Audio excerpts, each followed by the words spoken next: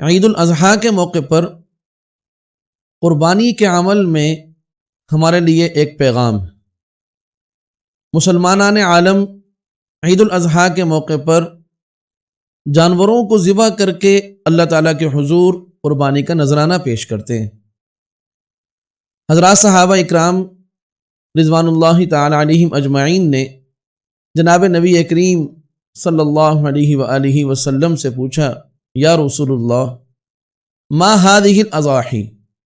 کہ یہ قربانی کیا ہے؟ آپ علیہ السلام نے ارشاد فرمایا،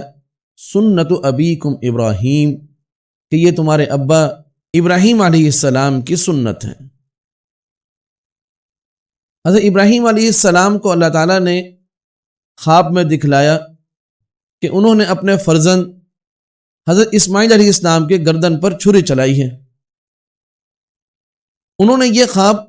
اپنے لخت جگر حضرت اسماعیل علیہ السلام کو سنایا۔ اب حضرت ابراہیم علیہ السلام بھی اس بات کو جانتے ہیں اور اسماعیل علیہ السلام بھی اس بات کو جانتے ہیں کہ یہ اللہ کا حکم ہے، تو اب والد اس حکم کی تعمیل کے لیے تیار ہیں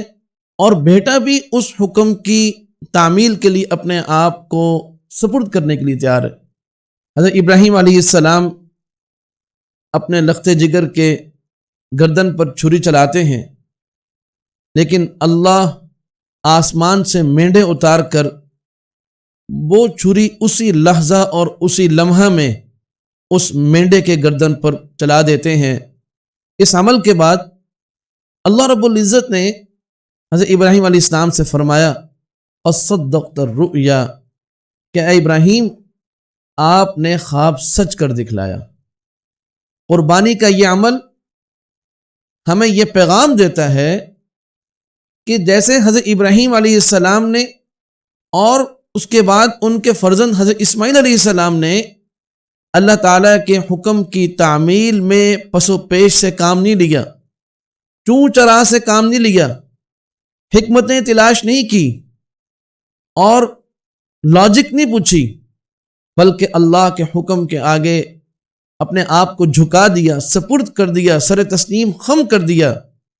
آج یہی وصف ہر مسلمان کو اپنے اندر پیدا کرنا ہے کہ ایک طرف اس کی نفسانی خواہشات ہیں، معاشرے کا دباؤ ہے، اور اللہ کے حکم کے مقابلے میں بہت سی چیزیں انسان کو اپنی طرف کھینچ رہی ہیں، لیکن آج ہر شخص قربانی کے اس عمل کے ذریعے سے اپنے اندر یہ کیفیت، یہ وصف اور یہ ملکہ پیدا کریں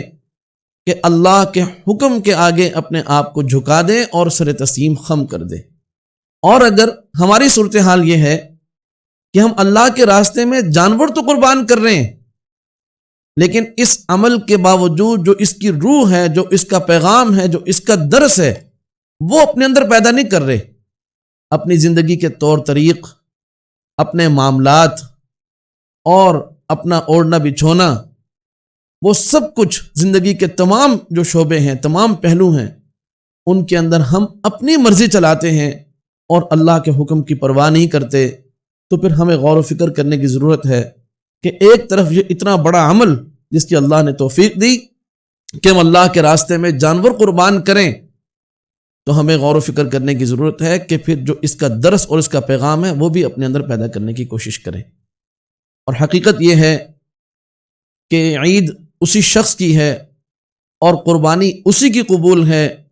کہ جس نے اپنے اندر یہ ملکہ اور یہ وصف پیدا کر کے اللہ کو راضی کر لیا۔ جیسے حضرت ابراہیم علیہ السلام کو اللہ نے فرمایا ان کے اس عظیم عمل کے بعد کہ اے ابراہیم قد صدقت الرؤیا، کہ آپ نے خواب سچ کر دکھلایا۔ آج ہم بھی اللہ کے احکامات کی تعمیل کریں کہ اللہ ہمیں فرمائیں کہ اے میرے پیارے بندے، تو نے میرے حکم پر عمل کر کے اپنی محبت اور اپنے تعلق کو، جس کا اظہار تو کرتے ہے کہ میرا اللہ کے ساتھ تعلق ہے، میں اللہ سے محبت کرتا ہوں، تو نے اس بات کو سچ کر دکھلایا۔ اللہ تعالی ہمیں یہ کیفیت اور اس کی توفیق عطا فرمائے کہ ہم اللہ کے حکم کے آگے سر تسلیم خم کر دیں۔ اللہ رب العزت یہ عید الاضحیٰ